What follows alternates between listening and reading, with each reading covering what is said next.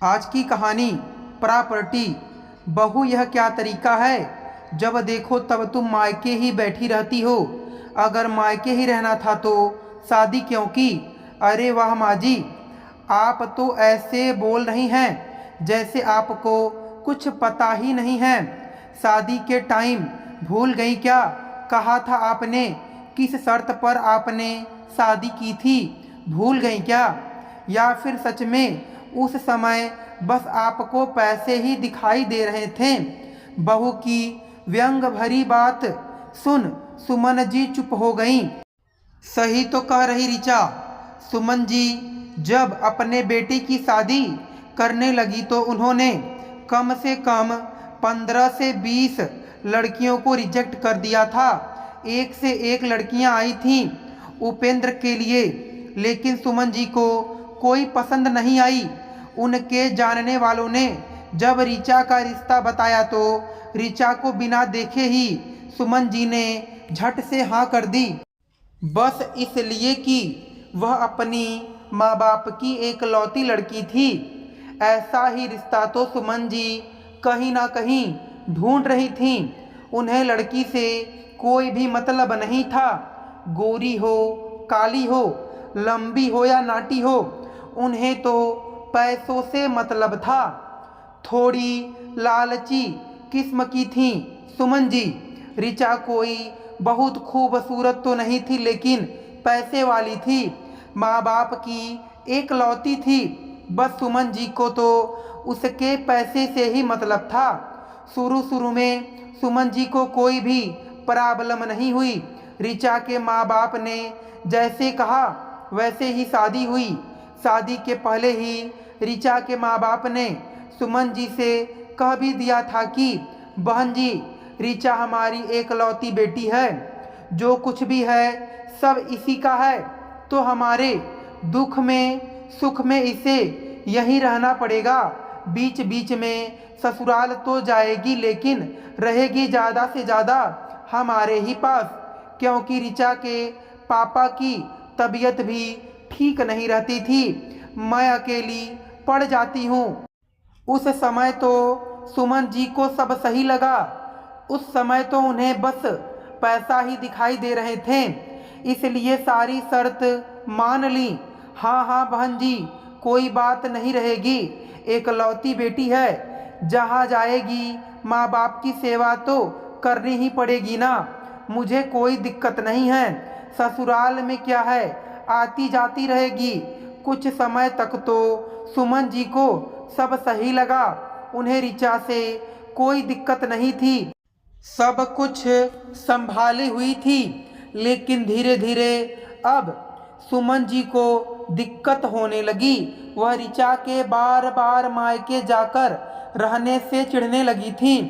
एक बार तो गुस्से में सुमन जी ने ऋचा को बोल ही दिया, बहू इतना भी क्या, जब देखो तब मायके ही टिकी रहती हो, कभी ससुराल में भी टिक जाया करो। आखिर बहू तो इस घर की ही हो, कुछ जिम्मेदारी है तुम्हारी। तुम्हारा पति सुबह सुबह ऑफिस जाता है, मैं नौकर हूँ जो उसका टिफिन नाश्ता खाना पानी सब कुछ बनाया करूँ। सास की बात सुन हैरानी से ऋचा ने कहा, माँ जी कैसी बातें कर रही हैं आप?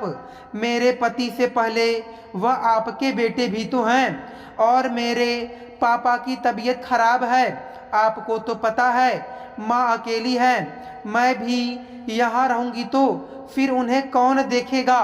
देखो बहू, वह सब कुछ मैं नहीं जानती। मैं बस इतना जानती हूँ कि अब तुम अपनी जिम्मेदारी संभालो। माँ जी, जिम्मेदारी ही तो संभाल रही हूँ, माँ बाप भी तो मेरी ही जिम्मेदारी हैं। और ससुराल, ससुराल की जिम्मेदारी मैं, तुम्हारा पति, यह सब क्या है? माँ जी, यह सब आप संभालिए। आपने ही तो कहा था ना कि आप सब संभाल लेंगी। अब आप ही बताइए, ऐसी हालत में मैं अपने माँ बाप को छोड़कर यहाँ पर रहूँगी तो दुनिया थूकेगी मेरे ऊपर, मेरे सिवा उनका कोई नहीं है।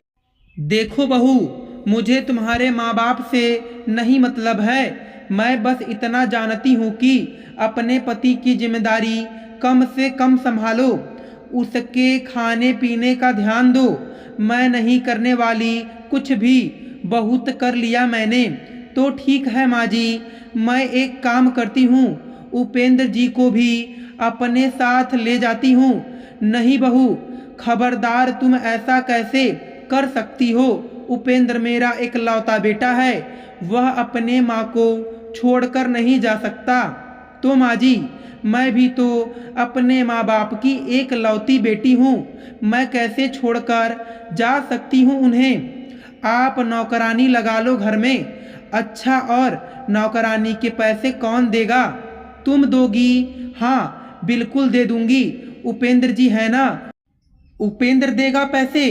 रहने दो, पैसा बर्बाद करने के लिए नहीं होते हैं, इतना भी काम नहीं है। मैं तुम्हें बस कह रही हूँ, अपनी जिम्मेदारी पर ध्यान दो।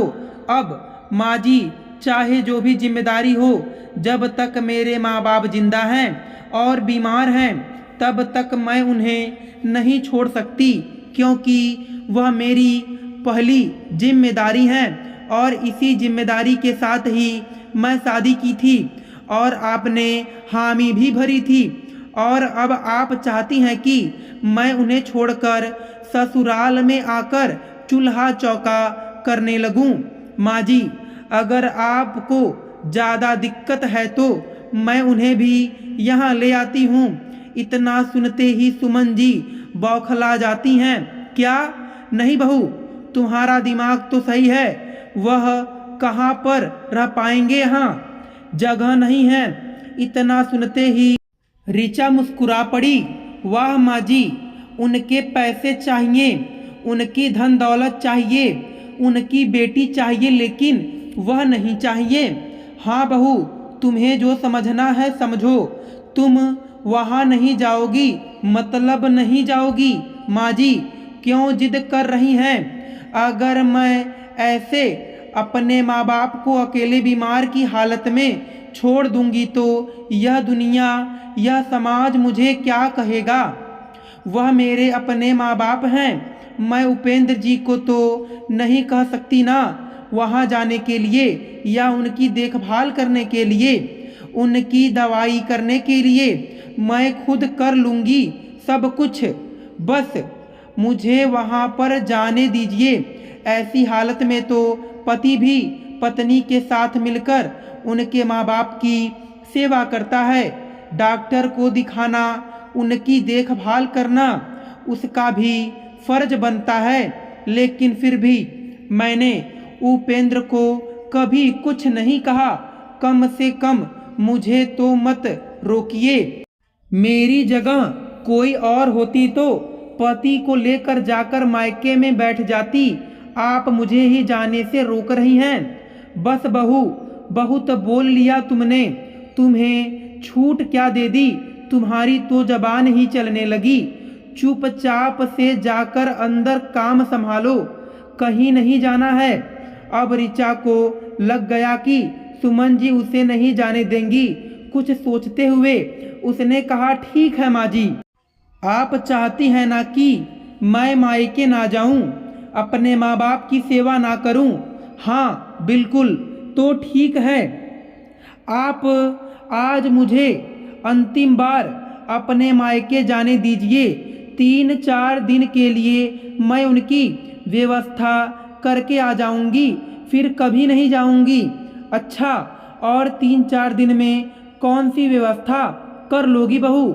ज़्यादा कुछ नहीं माँ जी, बस माँ को बोलूँगी कि अपने मायके में अपने भाई भतीजे से किसी को भी बोल दे अपने साथ रहने के लिए, क्योंकि मेरे तो कोई चाचा ताऊ तो है ही नहीं, इसलिए माँ के मायके का ही सहारा है।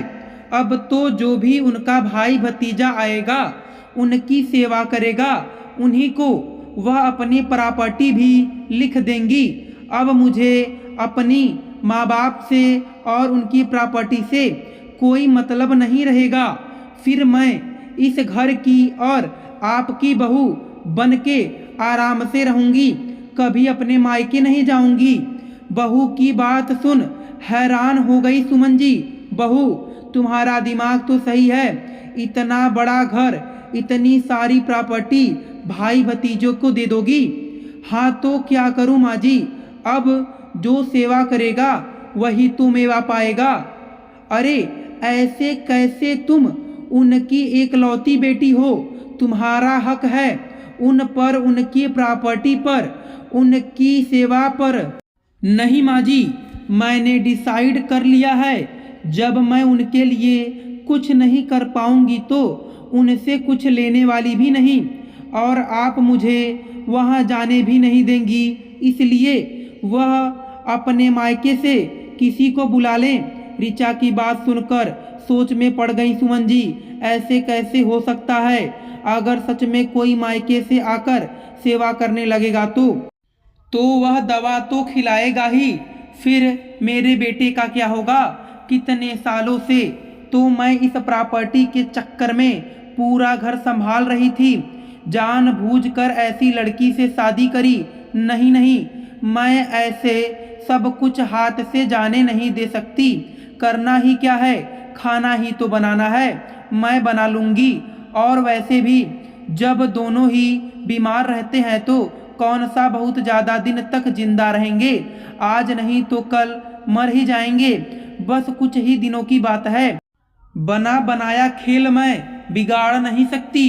खुद ही मन सोचते हुए सुमन जी ने कहा, बहू एक काम करो, छोड़, ये मायके वाले भी क्या ही सेवा करेंगे तुम्हारे माँ की? जो सेवा बेटी करेगी मायके वाले थोड़ी करेंगे। एक काम करो, तुम जाओ, जितने दिन रहना चाहो आराम से रहो, जब मन करे आ जाना। 5 मिनट भी नहीं लगे सुमन जी का मूड बदलते हुए। सुमन जी की बनावटी मुस्कान देख अंदर ही अंदर मुस्कुरा पड़ी ऋचा। उसे अच्छे से पता था कि माँ जी इतनी आसानी से प्रॉपर्टी हाथ से जाने तो नहीं देंगी, लेकिन ऋचा के लिए प्रॉपर्टी मायने नहीं थी, मायने थे तो उसके लिए उसके माँ बाप। दोस्तों, मैं आशा करता हूँ कि आपको यह कहानी पसंद आई होगी। फिर मिलेंगे आपसे अगले कहानी में।